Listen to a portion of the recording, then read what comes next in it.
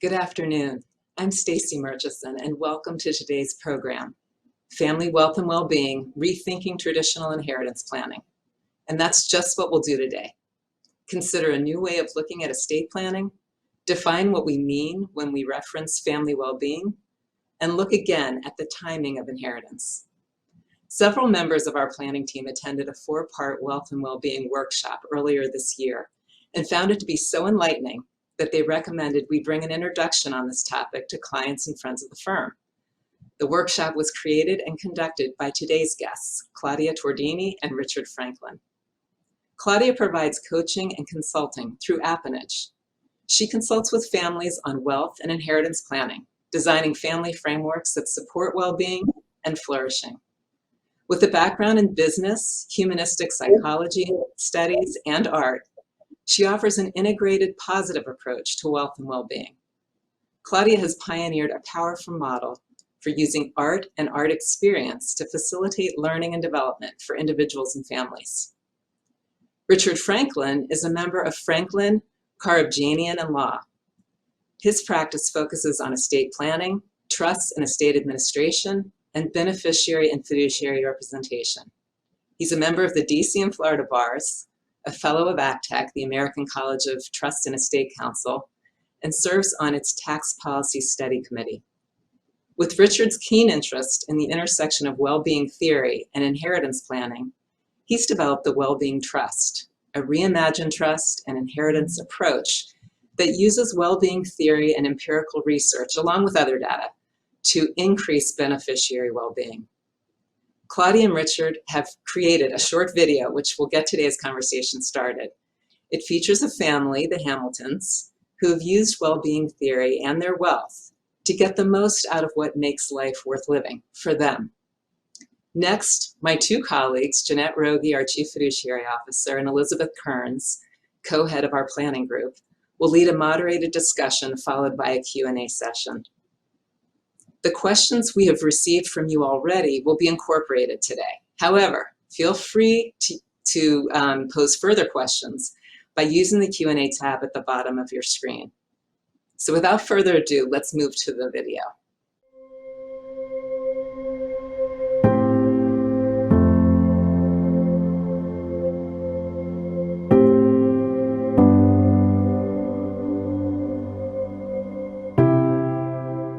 The Hamiltons are a very progressive family. About 10 years ago, they decided to create a family well-being framework. They had reached the point where they were sensing that there was more that they should be doing for their family. They already had an estate plan, and it was well-functioning. They had a family charity. Their assets were well invested, and they kept growing. They were very positive about the financial future of their family. They were in a great spot in life. What else could they ask for? The parents had the intuition that sitting on all that financial reserve provided enormous peace of mind, but that it wasn't doing much for their happiness. Of course, they were grateful for the security that it provided, but they wanted to do more to build upon it. Then, they took a trip to Scandinavia, and they came back with the idea of creating a legacy of well-being. They decided to use their wealth to build and improve family well-being. Denmark, Finland, and Norway, those are some of the happiest countries in the world, and they provide an excellent example for families to know about. The United Nations just named the happiest place on earth. It is not Disney World, it's Finland. We need to understand what happiness means. They're looking for a good balance of life. It means the satisfaction with the way one's life is going. It's not primarily a measure of whether one laughed or smiled yesterday, but how one feels about the course of one's life. There's a lot of factors that impact happiness, everything from biology to income levels to the city they live in. But the best predictor we see in the data is whether they're satisfied or happy with their relationships. Two of the biggest perks of life in Denmark and Finland are free education and free healthcare. Finland is the best place to have kids. You get 10 months of paid parental leave. Another determinant of well-being is one's sense of personal freedom to make important life choices. What I did didn't make me happy, and so we have a system that made it possible for me to quit my job and have some thinking time and figure out what's my next step in life. It's easier for Finns and Danes to shape their lives because the government supports so many of their basic needs. So happiness is both having a strong sense of purpose in life. It's also experiencing moments of pleasure on a daily basis. It's a matter of actually making choices for a better direction, and one that is not guided by fear and hate, but one that is guided by a sense of community and the common good. The Hamiltons took at heart Richard's ideas of giving over the arc of their life, and not just at death. They did not want their children to inherit at their 70s. Instead, they believed that supporting them throughout their adulthood was way more valuable. They've been very intentional in using their wealth for building a more positive and flourishing future for their family. Indeed, they drafted a robust well-being framework for the family built upon the 5 domains of well-being. They selected their priorities and focused their efforts towards them. They drafted a thorough well-being trust and established a family wealth and well-being advisory board, bringing over well-being professionals. Today, after 10 years, every member of their family has high-quality health care and actual access to healthcare providers. They have access to high-quality foods, for example, being able to shop organic without feeling stressed. They live in resilient and safe communities. They have the time and the resources and the encouragement to find inspiration. And there's more that they have achieved in terms of well-being. Everybody feels very positive about their current and future life. When they started this journey, the parents wanted to believe in their children. Now they believe in them, in who they are and in their potential. They trust their decisions and respect their autonomy. The children have been able to make career changes based on their interest and strength, and they are extremely grateful for that. Their family bonds have strengthened significantly. They are more collaborative with each other. They are more empathetic and supportive of each other. The Hamiltons face the same difficulties of any family. Only they have achieved a degree of well-being that allows them to face these struggles in a more positive way and with resilience. They're better equipped, both as a family and individually, to face uncertainty and adversities. And of course, when things are going well, they just flourish. They agree that family wealth is a resource for getting the most out of what makes life worth living. Thank you for that video. I think a lot of us are thinking we want to move to Finland now, but short of that, staying in this country, I have some follow-up to this idea of well-being. With inheritance and estate planning, we typically think of those transfers in terms of dollars and cents, but this is a shift, and well-being sounds like an abstract concept. What exactly is well-being, and why is it something we should be focused on? Thank you, Janet. The focus here is to shift from a mentality of risk management, so avoid bad things to happen, to a mentality that fosters and develops potential, so allowing more good things to happen, with the purpose of getting the most out of what makes life worth living. And we are doing this based on a robust body of research that shows that the higher the well-being, the happier people are. But not only that, they are also more engaged, they are more intentional, they are healthier, they live longer, up to 10 years longer. They have better careers, they tend to have better jobs and earn higher income. They are better at negotiations, they are more creative, and the list goes on. So we see this happening in countries like the northern countries that we saw in the video. We see this, first world economies in Europe adopting economies of well-being, where policymaking, budgeting, and spending is in line of increasing their citizens' well-being. We saw New Zealand launching a well-being budget in 2019, and they are already in their third year of building well-being for their citizens. We see this happening in education. George Mason University here is a good example. We see this in healthcare, in leadership management, and in almost in every domain of life. So why not happy? Why not families? They can use their resource to support their members' well-being and flourishing. But let me clarify that we are not talking about just being happy and having an easy life. Well-being is a construct of 5 domains that intend to look at all the domains of a person's life. So let's look at the example in our slide. We have one of the Hamilton's children. So what is his life about? Well, first, there is him and relationship with self. His mind and body. Is he healthy? Does he have enough energy to face his day? Does he live in a safe community?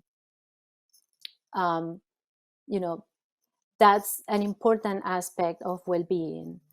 Then there is, his close circle, his family and friends and colleagues and acquaintances. We saw in the video that the quality of those relationships are one of the most important for a person's happiness. Then he has a career, he has a job, is that a fulfilling job? Is it meaningful to him? Is it in line with his interests, his passions, his qualities, and his strengths? There's a financial component. Does he have the material means to carry the life that he wants for him and his family? Or is he struggling so much to make money that he has not even energy to focus on the things that are meaningful for him? And then finally, he lives in a community, and his engagement with the community, as well as how the community performs, has an impact on his well-being. Going from, do they recycle? Do they have green spaces? Do they have a beautified neighborhood? Everything has an impact on well-being. So what we try to show is to reassure parents that if they focus on their children's well-being, they are not really thinking about, them being just happy or making life easier for them. They're actually supporting them in having a really engaged and meaningful life. So how can we apply this well-being thinking to our estate planning? Traditionally, we think of inheritance as something that is received when the surviving parent dies. But I understand that you propose that this timing doesn't necessarily have the most optimal impact on a family's well-being. So can you talk a little bit about that and explain why that is? That's right, Elizabeth. That is what we think. And we think that there are quite a few data points that point us in that direction. And the first is what I call the Prince Charles effect. All of you know that Prince Charles is now 72. He's going to be 73 next month. His mother, Queen Elizabeth II, is 95. She'll be 96 in April. And so he's been waiting his entire life to inherit the kingdom. And there's a perfect analogy there to inheritance planning, because in today's United States, the life expectancy of the affluent people has expanded dramatically. And so inheritors are typically going to be in their 70s if they inherit at the time of a parent's death. Now, in the materials that Elizabeth and Jeanette are going to provide to you are 2 articles that Claudia and I wrote. And in the 2020 article, there's an extensive discussion about life expectancy and sort of its implications for wealth and inheritance planning. And there's one particularly important study there that everybody ought to read and really understand. And it was a study published in April 2016 in the Journal of the American Medical Association, or JAMA. And there's some really important findings there. First, the study broke down life expectancy in the United States using a very, very robust data set, probably the most that's ever been done and probably the most that may ever be done based on United States data. From the bottom 1% to the top 1% in the United States, there's a 15-year gap in life expectancy for women and a 10-year gap for men. And if you break this down based on percentiles of income, the bottom 5% is about 20,000, the median income is 61,175, and the top 1% is about 1.9 million. At the 95th percentile, it's about 224,000. And so this information has planning implications.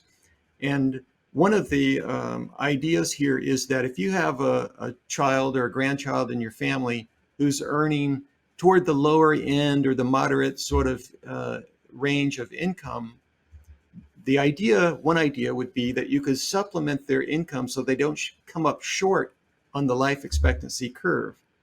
And by supplementing their income, that additional amount of income could be used for some of the basics that they sort of identified in the video from the Nordic countries. We sort of break down how wealth could be used for well-being into two categories. One we call baseline well-being, which covers the types of things that I listed in the video, healthcare, which is so important in the United States, housing in a resilient, safe community, being able to eat quality food, being able to pay for college without feeling stressful debt, and so forth. And that list is pretty robust. And all those things are really core to someone having good well-being, the baseline. And then beyond that, you might think of some of that wealth being, if it comes earlier in time, being able to be used for things that inspire someone. And maybe on the next slide, we show a few additional things that wealth coming earlier, sort of in this life expectancy curve, how it might be useful. And even the people in Norway identify being able to change careers as being something so that they could move to something that's more meaningful and that they're passionate about. All these elements really touch on a person's well-being. And so that's one data set that points us to more of a lifetime approach to inheritance. And I really want you to think about what's the purpose of inheriting under the traditional approach if it's going to be in your 70s. And think about Prince Charles for a moment, right? Prince Charles is likely to be age 77 if his mom lives to be 100, which seems pretty likely. And of course, being king at 77, it's still going to be pretty fabulous, but he might feel a little remorse about it not coming a little bit earlier in time so he could have a greater impact as a monarch himself. And the same sort of principles apply to inheritance. Another data set that moves us more toward this approach of a lifetime transmission of family wealth is that it may help mitigate what's called the U-shaped happiness curve. And Claudia is going to talk about that. Thank you, Richard. Yes, there's been several studies, and there's one in particular that was published in 2020 that uses data from 132 countries in the world, looking at the relationship between happiness, well-being, and age. And it turns out that universally, that curve has a U shape, as the one we see here in the slide is the one corresponding to the US, using data from 1972 through 2018. So this U-shaped bottom somewhere between 45 and 48 years old, and it happens for everybody in the world in a way. The reasons why this, if we take that curve, and we draw that line, and we bring together the chart that Richard was showing, you can see how you can supplement that, it's important to supplement, between 25 and 50 or 60, you will be supplementing your children's, most difficult time. The reason why they U-shape and why, you know, it bottoms at that age is not just one, as you can imagine. There are several. There are 2 or 3, you know, theories that we think are meaningful to mention here because they are related to financial means. Think about, you know, a person is their, you know, mid-20s, probably finish college, they have a student loan, and they start at the bottom of the ladder, you know, making a career and, you know, earning the lowest income.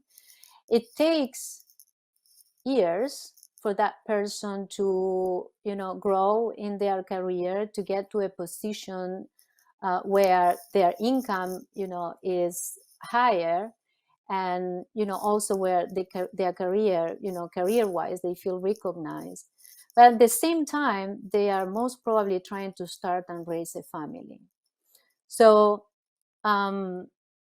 definitely, you know, income held during that period would ease, you know, that curve. There's also a more psychological theory that talks about the middle life crisis, which is that moment in life where, you know, a person needs to get real about, you know, aspirations about what the life would be like and what actually is doable. And in that, it also has, you know, there's financial components in there. And what the research says is not that people do better after that, but they get more comfortable. They mature emotionally, so they are more appreciative and they are more at ease with reality. You know, also as career progress, they are at a point where they start earning more money and feel more comfortable. But what all this is telling for parents, and especially, you know, in wealthy families, is that where your children are in their 40s will determine a lot where they're going to be later in life, you know, in line with what Richard was saying about, you know, income and life expectancy.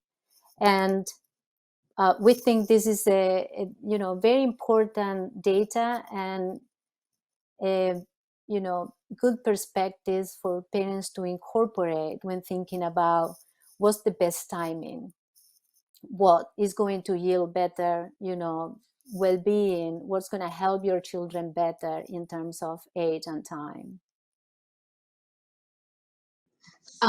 One of the things that I'm thinking about as you're talking about this is that we're hearing all of these studies that have been done about wealth and inheriting money. So, you know, we have that on the one side, and so we should just, you know, use our money that way. How do we, the Hamiltons, when they were on their vacation, they talked about developing a well-being framework. How do you sort of take these ideas, the studies that we hear about, and how wealth can impact in positive ways people's lives? How do you fit that into a framework or develop a framework where you're able to come up with some concrete ways and things that you might do? Yes, Jeanette. So the easiest way to think about a well-being framework is to envision where do you want to see your family in, say, 10 to 15 years, you know, in terms of well-being. For instance, for example, on the job career domain, you know, what is your expectation? Are you thinking that your children should be making a lot of money, or rather your intention is that they are in their dream jobs, you know, pursuing a career that is well in line with their passions and their strengths? What about on the, you know, on the health, you know, on the physical domain, you know, do you do you want to build a baseline, that the one that Richard was talking about? Do you want to make sure that everybody has access to the best healthcare, that they have access to quality food, that they are healthy, they have good energy and good rest, for example. What about on their relationships? What do you envision? Do you think there's room for your family to become closer and build bonds based on empathy? Maybe you want the relationships to get deeper. You want to understand each other better so that you can support each other better. Do you want your children to have time for friends and leisure time? Do you want them to be able to connect with nature, with art, or traveling, to have that space where they can reconnect, de-stress, and also get inspired? And do you want them to be engaged with their community? So you set the goals here, where you can incorporate some of the elements that we have mentioned already. But this is based on your family, and this is basically like a compass for you to build over time well-being. For example, we have an example on the career job domain in the next slide, where we were saying, what if the goal is that every person is in their dream job, that the job is meaningful and contributing to their flourishing, and work is a safe and positive environment, which is very important and many times disregarded. Gallup's research says that actually career is one of the key and most important domains of well-being. And the way to excel at that, the way for a person to be engaged and do meaningful steps, is to align his or her strengths and qualities to the job and to the goal of the job. So the path here maybe, and this is according to each family, but maybe that you start by understanding what are the signature strengths of every person in the family. Maybe, there will be the need of strengths-based coaching. They might be career changes, that will have to be taken in order to find this alignment. Your children might need training. They might need mentorship. They might do work to understand what is their purpose in life and in their job. So the idea is that, set the goal over time. You can, set a plan for building this. You will budget, because if you don't budget, most probably it's not going to happen. We have mentioned, for example, coaching in one of the interventions that you can do for your children earlier in life. And you measure so that you can know where you are and you can keep track of progress. In the next slide, we have an example of a chart that we use to measure well-being that shows easily, the areas where well-being is below, 50% or 75%. And so over time, the idea is that through intentional work, you achieve greater well-being.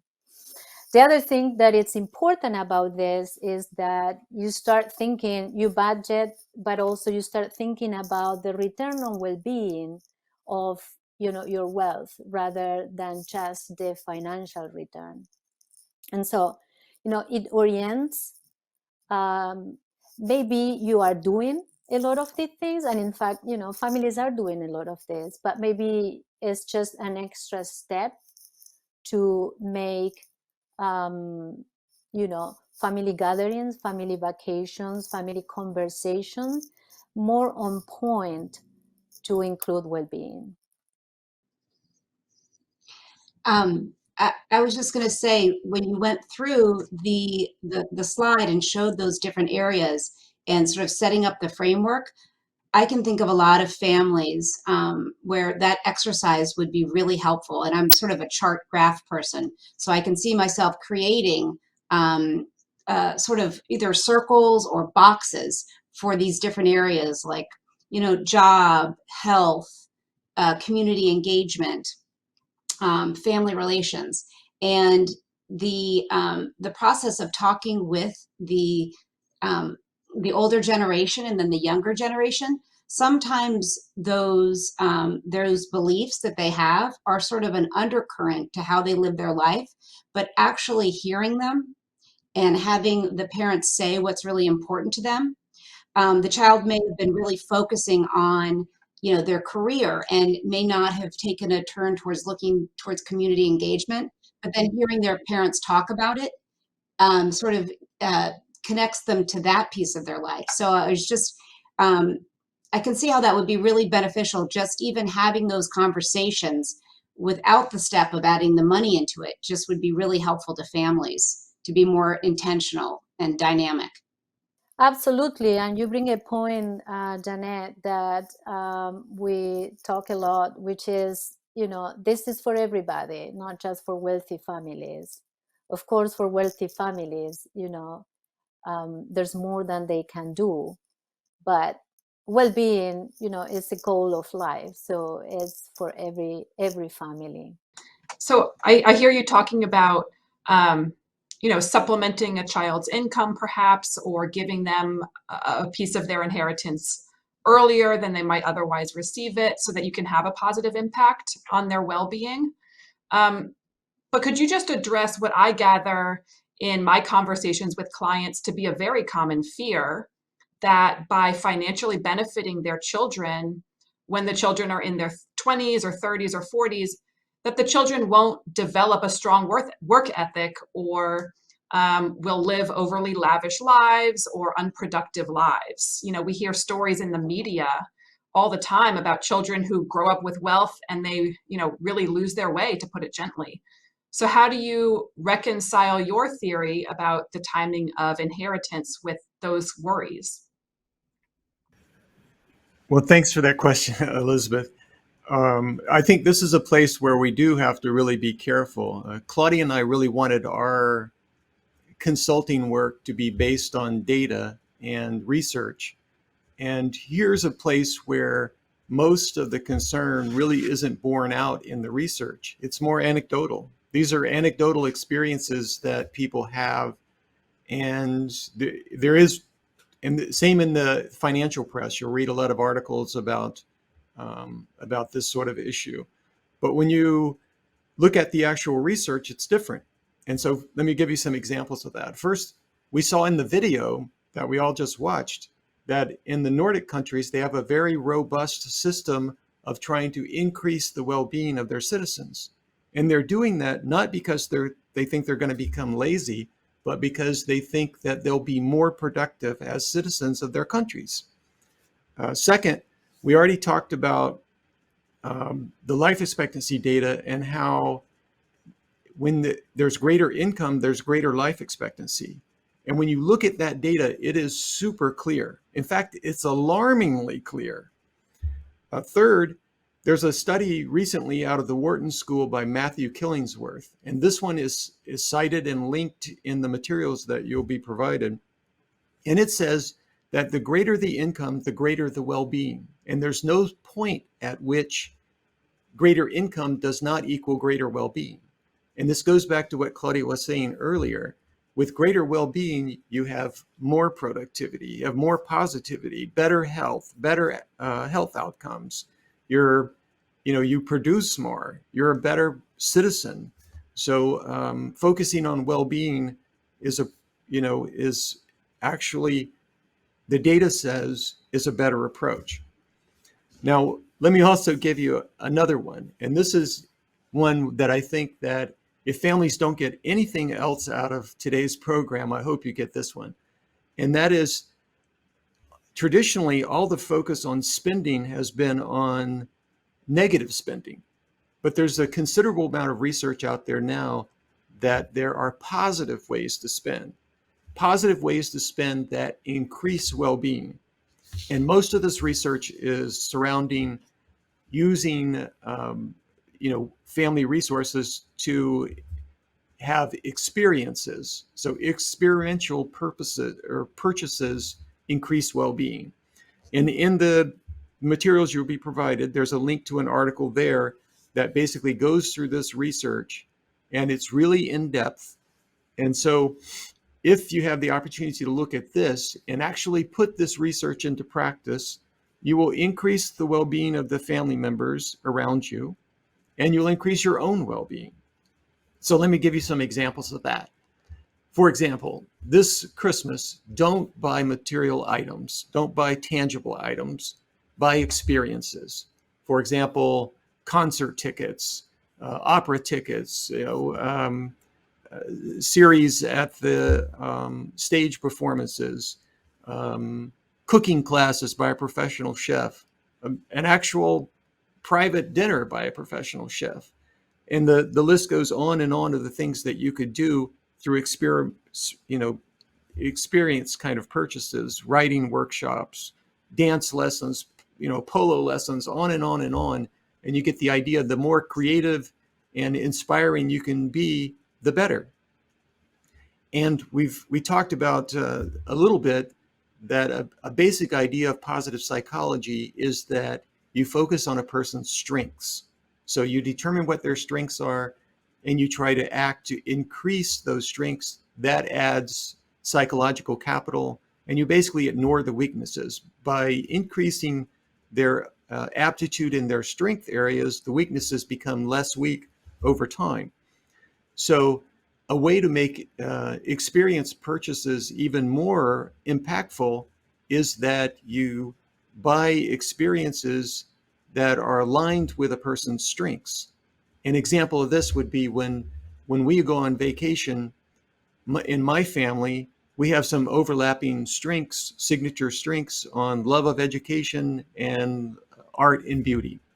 And so when we go on vacation, we do things like have an art historian take us through a historic site or a museum. We do any kind of educational type thing together, whether cooking classes, dance classes, some kind of class on music, crafts by indigenous peoples. It just goes on. And so we're seeing the world together. We're experiencing new people and cultures together, and we're intensifying the experiences by having an overlap with signature strengths that we have in common. And so there's an intentionality to this that adds to our well-being. And you can even piggyback on some of the research that's out there now to even distinguish between different types of experience purchases. For example, the UK has been focused on this for over 10 years. They developed a system to put a monetary value on any kind of purchase that they make, any kind of experience, for example. And so there's research out of the UK that says it's twice the well-being benefit to go to a museum than it would be to go to a sports performance. There's still a well-being benefit to going to the sports performance, but it's not as impactful as going to a museum. So then the UK government knows if they spend $1 billion on a soccer stadium, they're going to get just half of the well-being benefit they would have gotten if they spent the same billion on a museum. And families can, understand and acknowledge that research. And so instead of buying the sports tickets this Christmas, maybe buy a museum membership. So those are data-driven ways that I think all point to the idea that the concern over benefiting children and grandchildren earlier in time is probably not well-founded. It is very interesting, and it sort of conveys that, if you can financially benefit your children now while you're still living, you're around to both show your children how they should be using this wealth and how you think it would improve their well-being. And then also you're able to enjoy it with them, as you just said, by going to these having these experiences with them. And I think that that's something that not a lot of us really think about in the day-to-day as we focus on estate planning. Agreed. I think that is such an important point, is that this model it should be impactful to your beneficiaries and improve the quality of their lives and their well-being. But I think you, as the parent, the donor, where the funds are coming from, you're going to feel better about it yourself. So it does go both ways. Gratitude for, one of the sort of positive psychology areas of a great focus is gratitude and giving, right? And so, but it's a two-way street. It benefits the person who receives the gift and it benefits the donor. So it's both directions. When I serve as trustee for a lot of our clients for trusts that they've set up for their family members, I'm often in a position of being like a parent in making decisions about how the money is spent. And I think that's why I gravitated towards the well-being framework, because it really fleshes it out and gets me to see the bigger picture with respect to the money. But one thing I think about is a lot of these things you're talking about, not everybody has unlimited funds. A lot of people have to take into consideration the lifetime of both spouses with the assets that they have. How do you take a well-being framework and cut it back, or not have a lot of funds to do all of these things? How would you incorporate that with somebody who doesn't have as much money to transfer it now? Well, Claudia and I always wanted our ideas to be useful beyond just the uber wealthy. And I think this is one that's completely scalable in that sense. Even most of the families you deal with are not at the really lower end of the economic spectrum. So most of them probably do have some ability to help during lifetime, even if it's just incremental in the sense I always talk about healthcare so much, because in the United States, healthcare is so, the resources are so disparately available. Even if you have good quality healthcare, it doesn't mean you have access. It depends on where you live, for example. But if the beneficiaries are getting their coverage on the exchange or through an employer even, you could maybe supplement their income a few $100s a month just so that they could move up to the next level of healthcare, go from the silver plan to the gold plan on the ACA exchange. And then at the end of the year, ask them, was that helpful? Did it increase your ability to access the healthcare system and get the resources that you needed? And so it's very incremental. I think it's very scalable. Plus, you have all the domains that Claudia talked about that are not financial necessarily. Relationships. Families can act to improve the quality of their relationships and be very thoughtful about that. One is just the idea on vacation. My thought is vacation should never just be about coming together and sitting at the beach. You can be more intentional about those times together, which are limited in most families, and hit well-being thoughts during that period of time. So there's lots of ways that this is completely scalable, and it's available for everybody to really think about.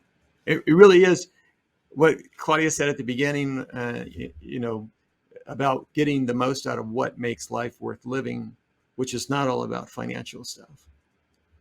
So Richard and Claudia, how can parents be transparent about their wealth and convey either to their children or to the trustee who's going to be managing the trust for them? How can the family convey what is and what is not acceptable in terms of lifestyle costs? So in estate planning, we typically see the trustee can spend money for the beneficiary for their health and support, or we suggest that you live within your means. But for families that have more substantial wealth, what is that? That doesn't really mean much. It doesn't provide a lot of guidance. So how would you suggest families approach this and be open with their children about what they expect these assets to help do for them? Well, again, there's an incrementalness to this. The framework that Claudia laid out for the Hamiltons, that's where someone has been working at it for years. So you would build that sort of framework and structure over time. But one of the basic ideas is that you promote autonomy and self-efficacy, right? Self-determination. And with respect to wealth, the way that I see that is primarily done is information is sort of the first step. If you're thinking of a change in control and maturity and development, information is the first step. So a lot of the families that I've worked with, it seems like the ones that are furthest along are very open about information about the family wealth, and they teach financial competency. And like the Nordic countries, they're teaching well-being theory. And so you saw in the video that the people actually living there understanding and knowing about these different domains and trying to make an effort at it. So when families are in our well-being framework that Claudia is talking about, it doesn't just mean that the money is flowing, but I think their conversations, there's some emphasis on improvement in all those domains of well-being. And the idea would be over time, at least, maybe at the beginning, the parents are just doing things on their own. Maybe they're just start off with purchasing, experiences versus tangible goods as a way to improve family well-being. And then they're rolling out one thing after another to reach, a more robust system of promoting well-being within their family. And they develop a system for rolling out that information and bringing the children more in and having a more collaborative approach over time to that well-being framework. I think that we're coming up, we've got about 10 minutes left in our program. And we have some questions from some of the participants. And I'd like to ask one that I think is kind of interesting that we just got. When you're talking about helping different family members, helping their well-being, their financial needs with respect to their well-being may be different.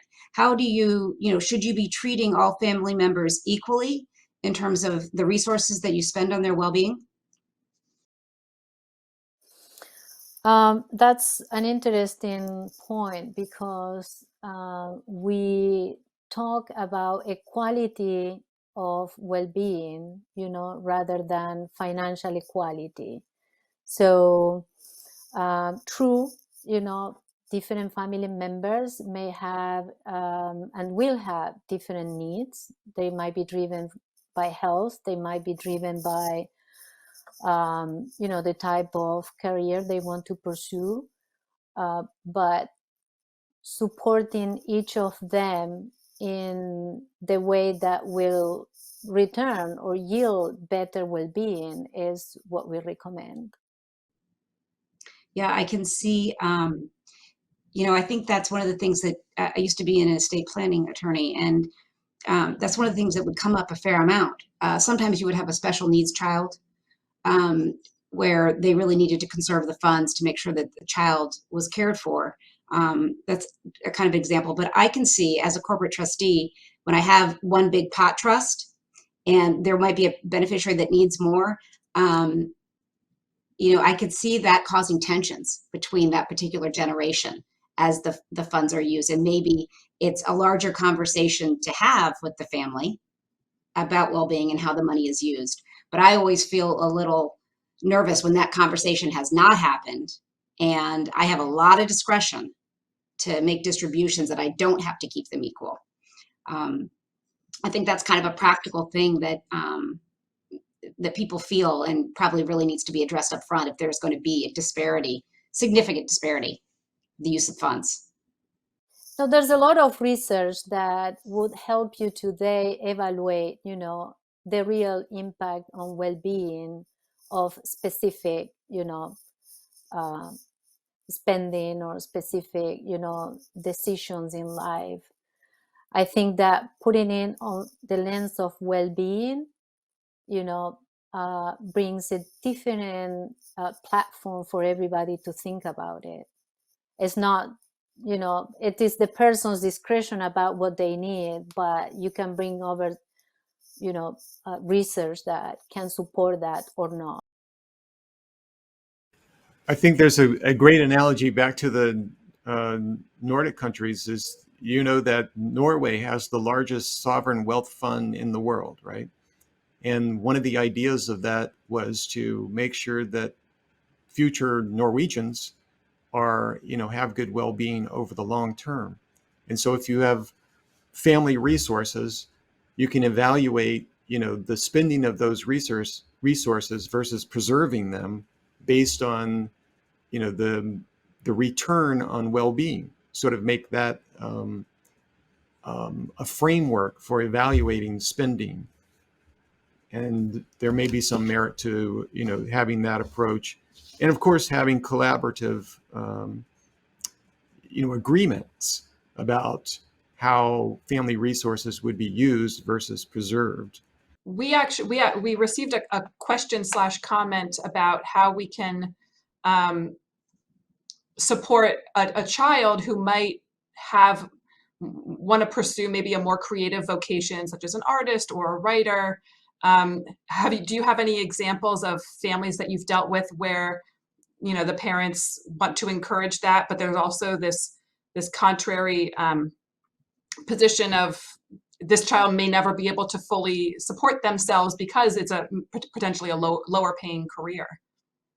I know Richard will want to answer that, but I'm going to say that in the example, I was talking about a career that aligns the person's strengths and qualities and capacities to, the career, to their job.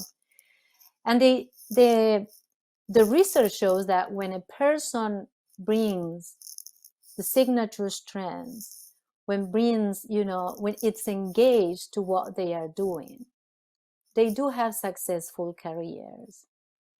And there are examples about that. They might need down the road help to how to,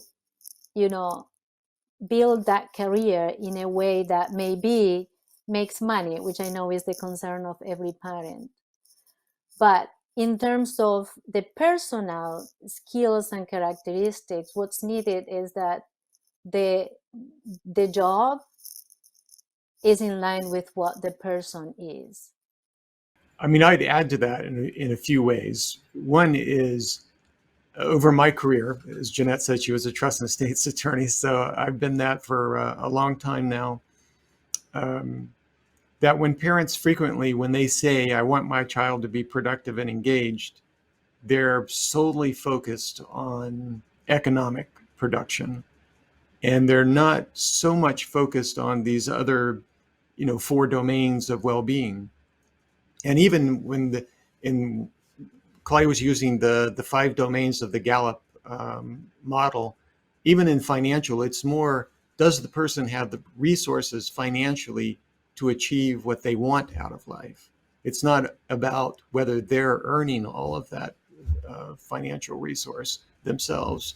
So a lot of thought about, looking more broadly at these well-being domains in evaluating the answer to that question.